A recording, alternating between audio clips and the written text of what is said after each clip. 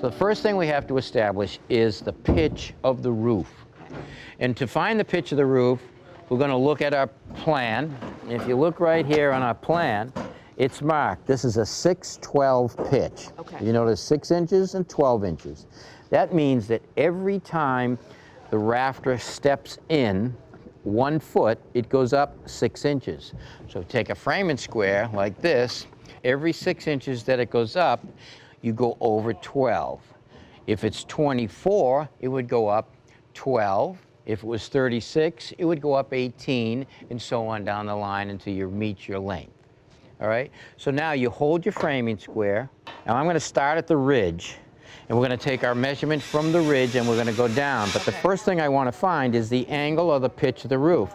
I take my framing square, so the 6 inches is exactly even with the edge here, and the 12 is exactly even where it meets the edge right there.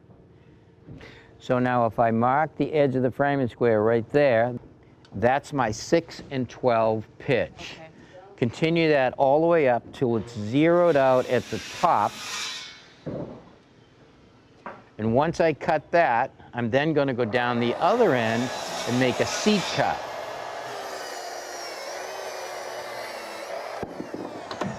All right, so now we have a nice straight cut where the rafter will meet the ridge, and now we're going to measure for our length. We take our tape measure and we hook it right on the top of the rafter, at the top where it comes on the ridge. We slide it all the way down. We make up a template or a pattern, and we take this to mark every single rafter. You want them to be all the same. Now we know our rafter length is 217 inches from the point there to our plumb cut down here. So I bring it all the way down, 217 inches, which is right there. Now all I have to do is mark where it sits on the wall, here, the face of the wall, the soffit, and our fascia.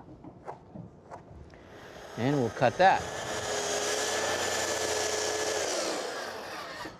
And take it and make my plumb cut here.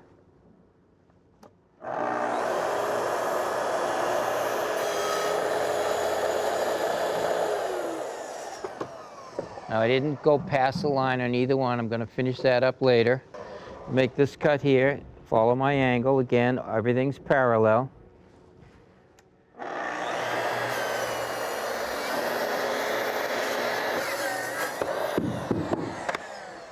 And now I want to make our soffit cut right here, and that's just going to be nice and square. I'm going to eyeball that onto the line, make the cut. Okay, so now we have our fascia, our soffit, and you notice that this piece for a seat cut is still in there. You don't want to overcut that with a circular saw in both directions, and it's not as important with a rafter as it is with a stringer, but it's a good practice to do. Is now I want to finish that up with either a handsaw or a jigsaw.